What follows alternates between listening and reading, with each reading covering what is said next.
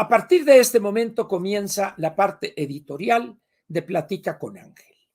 El título de la editorial de hoy es el siguiente: ¿cuáles serían las tareas siguientes o las tareas que vienen? Pero antes de eso ¿se acuerdan que les hablé de un estudio demoscópico, una encuesta que ordenó la Sedesol cuando era secretaria la licenciada Josefina Vázquez Mota y el subsecretario, el doctor Miguel Sekeli? Un estudio cuyo título es algo así como ¿qué dicen los pobres? Alguna cosa así. Entonces, de ese trabajo, de lo que sería la base de datos y todos los cuadernos de trabajo, las preguntas y las respuestas, salieron dos libros muy interesantes. Que se llama Desmitificación y nuevos mitos sobre la pobreza, y dice aquí, escuchando lo que dicen los pobres. Es decir, se les fue a preguntar para escuchar lo que dicen los pobres. Y hay un volumen muy, muy interesante, que es un ladrillo, solamente se necesita interesarle mucho el tema, que se llama Números que mueven al mundo, la medición de la pobreza en México. Y son trabajos sobre la pobreza y en algunos casos también se utilizan los datos de esta encuesta. Les voy a comentar algo para que vean ustedes la complejidad del problema de la pobreza en México. En la página 62 de este trabajo, dice uno de los reactivos: de las siguientes frases, ¿cuál describe mejor lo que es bienestar? Primera mención. Y las preguntas son las siguientes. A ver, déjenme ver. Algo así como, ¿cuál describe mejor lo que es el bienestar para usted? Para ese, déjenme ver. Aquí está. De acuerdo con lo que usted piensa, ¿por qué existen pobres? O existen pobres porque, dos puntos, y ahí les van los resultados. No trabajan lo suficiente, es decir, son huevones. Los yaquis es el mejor ejemplo. El 19.36%, es decir, el 20% declaró que porque son huevones. Segundo, el 16% porque el gobierno no funciona bien. El otro es el responsable. Y aquí viene lo más interesante de las respuestas. El 14.7%, el 15%, en el mundo siempre hay pobres y ricos. O sea que por más que hagan los gobiernos y trabajen ellos, en el mundo siempre hay pobres y ricos. Pero luego viene otro. Es la voluntad de Dios. El 13.5%. Vean ustedes que entre el 14 más el 13 es el 28%. Dice que hay pobres porque en el mundo hay pobres y ricos y porque es la voluntad de Dios. Esta es una de los aspectos que muestran la complejidad de la visión mental, de la visión que tienen los pobres de su situación. Cuando el 15%, no, el 14% dice que él es pobre por la voluntad de Dios, estamos jodidos. Porque no hay programa para combatir la pobreza que tenga efecto. Contra la voluntad de Dios nadie puede, dirían ellos. Y la otra cosa es que siempre ha habido pobres y ricos que le andan buscando ruido al chicharrón. Con esto, por supuesto que hay cosas muy interesantes aquí, ¿verdad? Pero esto les habla a ustedes de la complejidad. Y esto fue hace casi 20 años, el 2005. Y vean ustedes la situación de millones y millones de personas en la pobreza. Y este gobierno ha elevado en 2, 3 millones de pobres, los que están en la pobreza extrema. Entonces, el problema no es sencillo, pero hay un obstáculo que es mental, ideológico. Es que así lo quiere Dios. Y ahí viene toda esta cultura que nos viene desde la llegada de los españoles. Siempre hay pobres. Dios quiere a los pobres, los protege. Sufres aquí, hijo mío, pero allá en el cielo vas a ser recompensado. Toda esa filosofía, esa forma de ver el mundo persiste en buena parte de las zonas de mayor marginación y atraso en nuestro país. Nomás les quería comentar eso, pues, para que vieran ustedes cómo está la situación. Muy bien. Lo primero, cuando digo cuáles serán las tareas siguientes, me refiero yo a este panorama. Ahorita el proceso para designar al coordinador del Frente Amplio por México ya va caminando. Ya se resolvieron, parece, los problemas técnicos que había en la aplicación, de tal manera que ya se puede registrar.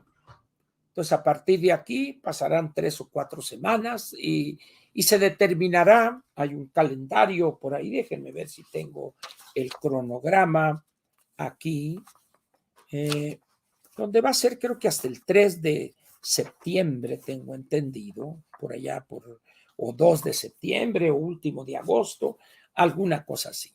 Entonces, eso se puede decir que prácticamente está caminando. Muy bien.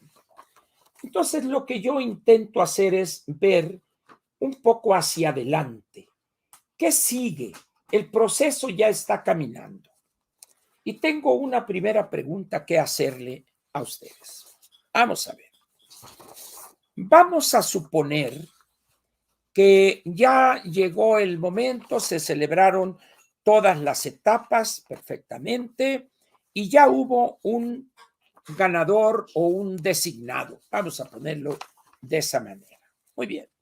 Y que sea la ingeniera Xóchitl Gálvez. Vamos a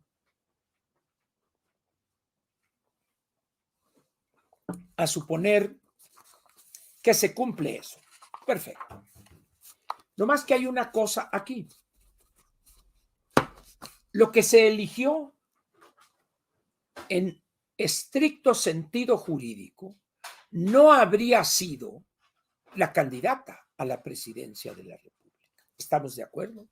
Aun cuando en este mundo de la hipocresía que es la actividad política en México, todo el mundo sabe que es la candidata o sería la candidata, pero en estricto sentido no lo es.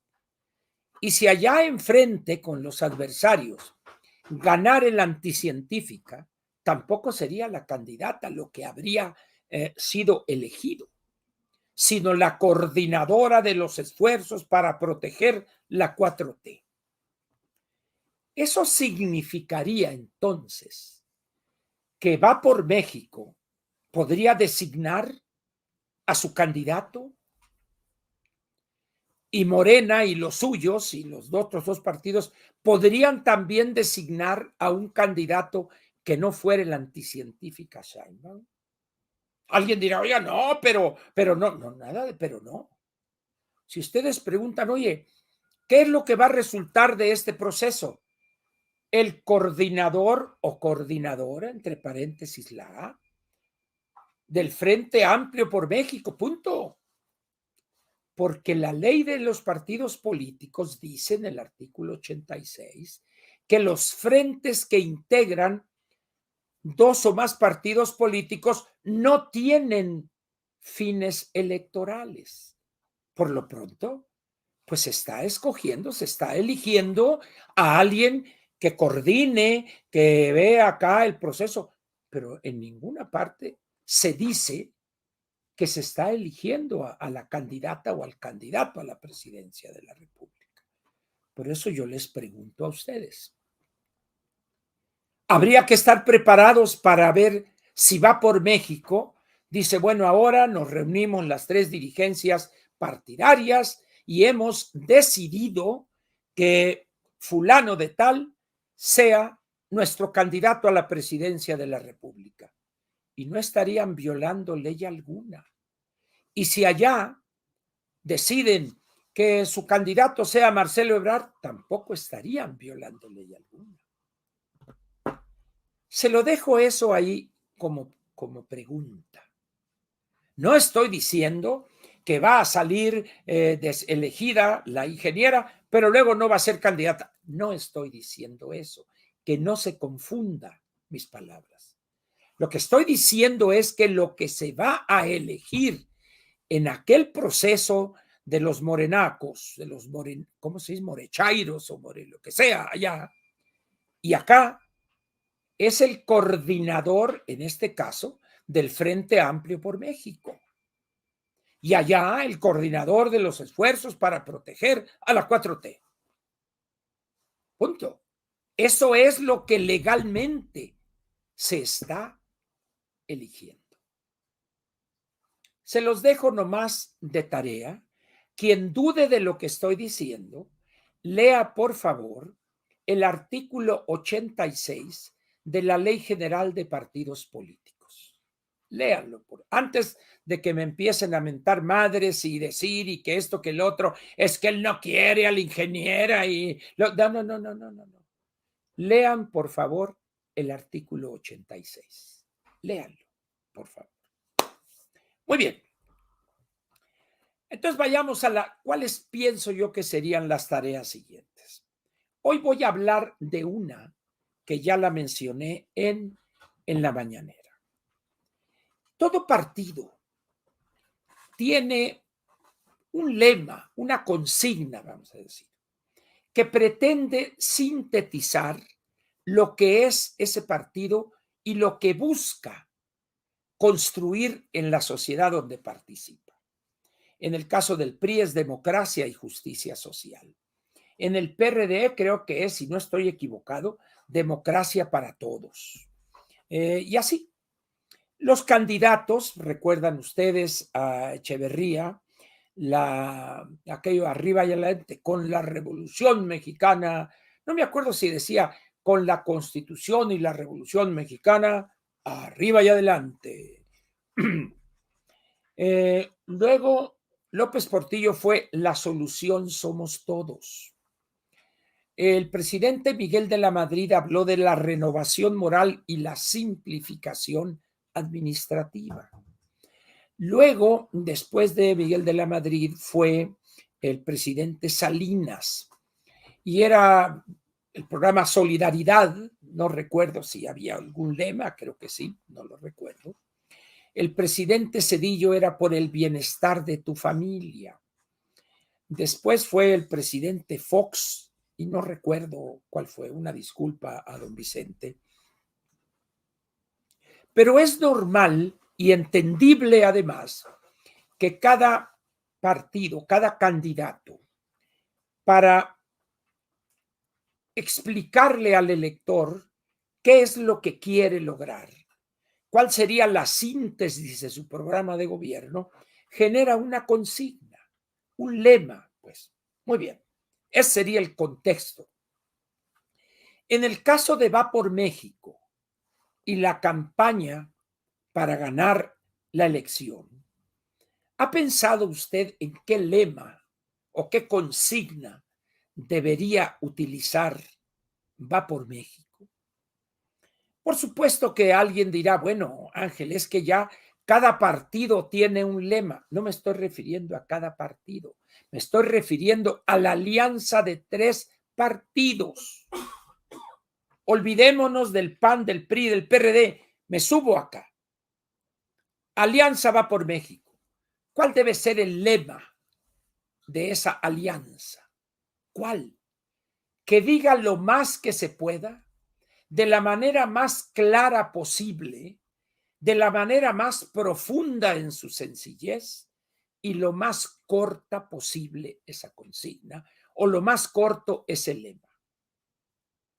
O dicho de otra manera, que tenga el menor número de palabras.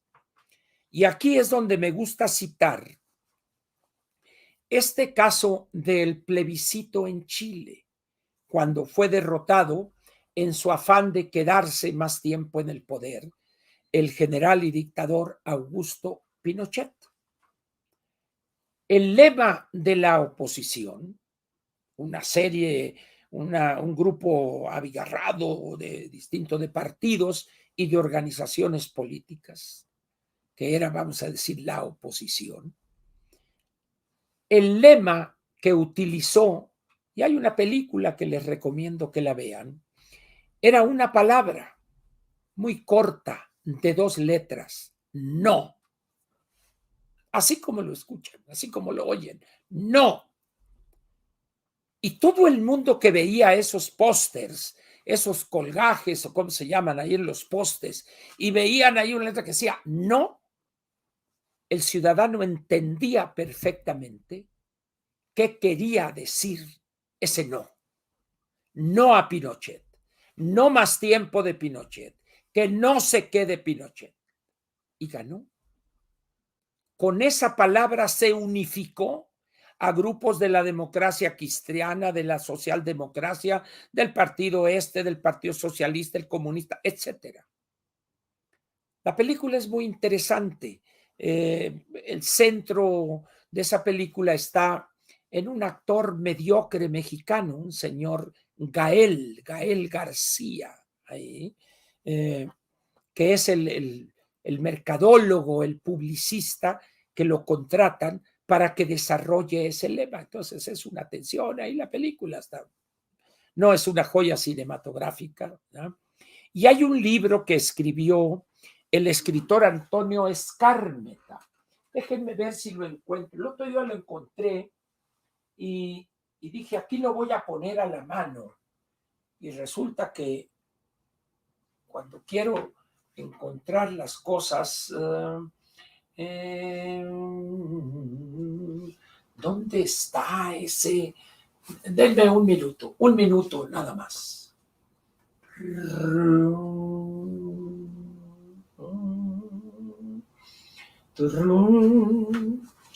¿Dónde carajos estamos? Aquí lo acabo de ver para este día, hombre. ¿Qué me pasa aquí? Estos hermanitos Sals y Jaime, aquí está. ¿Cómo no? Añil, dijo la viejita. Aquí está. Este libro solamente lo pueden encontrar en Amazon. Antonio Escármeta, Los días del arco iris. Es la epopeya novelada de esa derrota de Pinochet. Aquí está. Y la película, no recuerdo su nombre, pero pueden buscarla ahí. Debe de estar en YouTube posiblemente. Busquen ahí, no sé, el no de Chile o la película en contra de Pinochet, alguna cosa así. Pero este libro es una chulada, esta novela muy interesante de Antonio Escármeta, ese que les escribió también El cartero de Neruda. Es una de las obras más conocidas de él. Con ese contexto yo les pregunto a ustedes, ¿qué lema podría utilizar la Alianza Va por México? Y les cuento. Hará unos 3 años, yo creo, 3 años y medio, esta idea que me ha rondado siempre, esa propensión que tenemos nosotros a hacer las cosas alambicadas, largas, confusas. Y dije, voy a empezar ahorita a promover una forma diferente de comunicación política. Y en una plática que fui a dar a Puebla, a la ciudad de Puebla, cuando todavía trabajaba en imagen, planteé esto y puse varios ejemplos, el no, por supuesto, el no, y planteé casos, por ejemplo, los orientales son muy buenos para este tipo de cosas. Incluso hay una poesía, no me acuerdo cómo se llama este estilo de poemas, donde son poemas muy cortitos. Hay un poema de creo que ya murió, Augusto Tito Monterroso, un poeta, un escritor guatemalteco, que escribió lo que hasta la fecha es el cuento más corto de la historia. Y cuando desperté, el dinosaurio todavía estaba ahí. Ese es todo el cuento. Y cumple con todos los requisitos de un cuento. Cumple. Entonces, los orientales son muy afectos a esto y hay una explicación histórica. Poblaciones iletradas, solamente acá los mandarines, los que estaban con el emperador, etcétera. Pero en términos generales, los millones y millones integraban su población. No eran personas que leyeran ni libros y más por la cuestión de los caracteres, el tipo de escritura que tienen ellos. Entonces, son muy afectos y tienen una facultad muy interesante de crear frases que dicen mucho con pocas palabras. Yo he citado aquí la frase famosa de Deng Xiaoping, que dice, no importa el color del gato con tal que case ratones. Eso es un programa económico para un país. Esas 7, 8 palabras, no importa el color del gato, sino que case ratones. Pero tiene otra que mucha gente no sé por qué no la cita, pero es hacerse rico es grandioso, es glorioso. Porque todavía en vida de Mao Zedong, del presidente Mao, aquello era una cosa pecado, como ahora con estos inútiles de Morena. Todo rico es un corrupto, según ellos. Entonces, cuando Deng Xiaoping ya toma el control y abre, hay una frase así de él que dice, hacerse rico es glorioso. Y eso dice mucho para las condiciones de China, por supuesto, ¿no? Entonces, no sé cuántos de ustedes hayan conocido alguna vez el libro rojo del presidente Mao, aquel que usaban los guardias rojos. Y ahí vienen frases de una gran profundidad con 3 palabras. Por ejemplo, servir al pueblo. Era una de las grandes consignas cuando estaba la lucha revolucionaria y luego ya que toman el poder los comunistas en 1949. Y así hay varias. Con ese conocimiento y con esa revisión de las cosas que yo estudié en China, empecé a buscar expresiones para México. Y algunas fueron, ya basta. Y luego a la inversa, basta ya.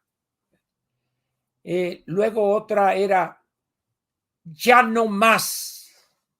Y luego venía un complemento, ya no más corrupción, ya no más dispendio, ya no más ocurrencias, etcétera, etcétera.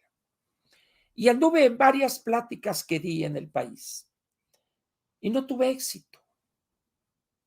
Reconozco que fui derrotado totalmente. Entonces dejé el tema. Hoy que estamos ante una elección histórica, donde tenemos que salir a convencer a millones y millones de abstencionistas y a millones y millones de jóvenes. Recuerdan ustedes que les dije que los menores de 40 años, los ciudadanos en la lista nominal, son 46 millones. Y entre ellos, el porcentaje de abstencionismo es muy alto. Entonces, necesitamos una consigna que sea corta, que sea clara, que diga mucho y que fácilmente la podamos memorizar. Basta ya, o ya basta. Y luego, en cada mitin, en cada espacio, diríamos, ya basta de dispendios, ya basta de ocurrencias, ya basta de destruir el sistema de salud, o ya basta de crímenes, ya basta de violencia, ya basta de impunidad a los delincuentes, etcétera, etcétera. Pero sería ya basta o basta ya o no más de esto. Por supuesto que es algo que he venido dándole vuelta desde hace, como les digo, 3 años. Y ya dependerá de los estrategas de la Alianza Va por México y de la contratación de algún genio de la comunicación, de esos que cobran millones de dólares, ¿verdad?, por la asesoría. Yo la doy gratis, no hay ningún problema, ¿verdad?, si le sirve, pero estoy convencido que la Alianza Va por México debe de tener ¿cómo se podría decir? Una consigna clara, muy fuerte, muy potente, como dicen ahora. Lo hago con la esperanza de que, pues, tomen en cuenta estas ocurrencias mías, ¿verdad? Porque de otra manera muy difícilmente vamos a poder incidir en millones y millones de lectores mexicanos. Hay que buscar una consigna pegadora, potente, fácil de entender.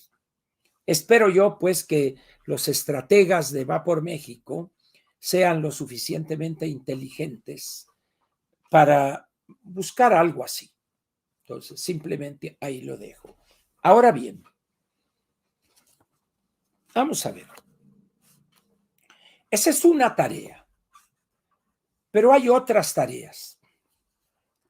Ahorita el PRI, no sé si otro partido esté haciendo lo mismo, el PAN y el PRD. El PAN es un proceso largo para admitir a nuevos militantes. En el PRI es muy fácil hacerlo, no sé en el PRD, pero están haciendo una labor de incorporación de nuevos militantes.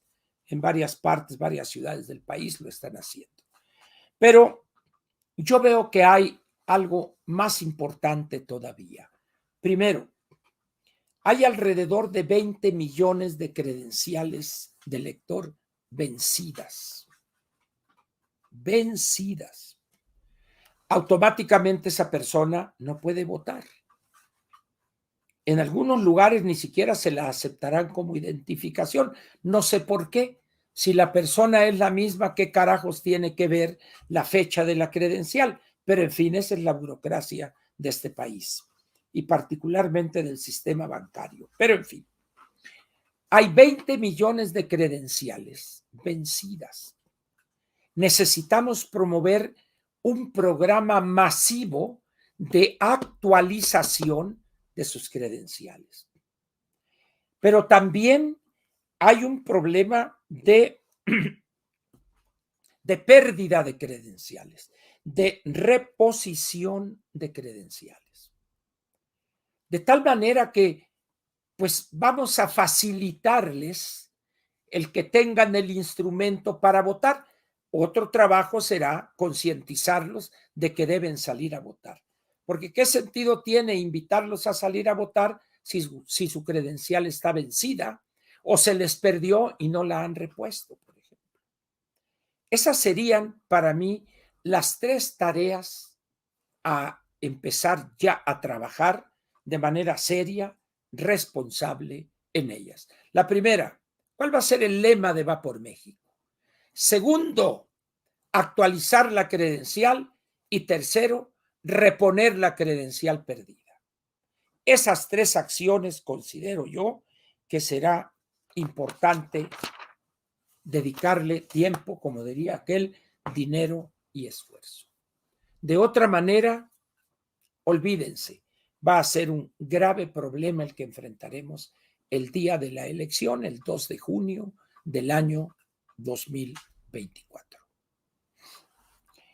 Aquí termina la parte editorial de Platica con Ángel.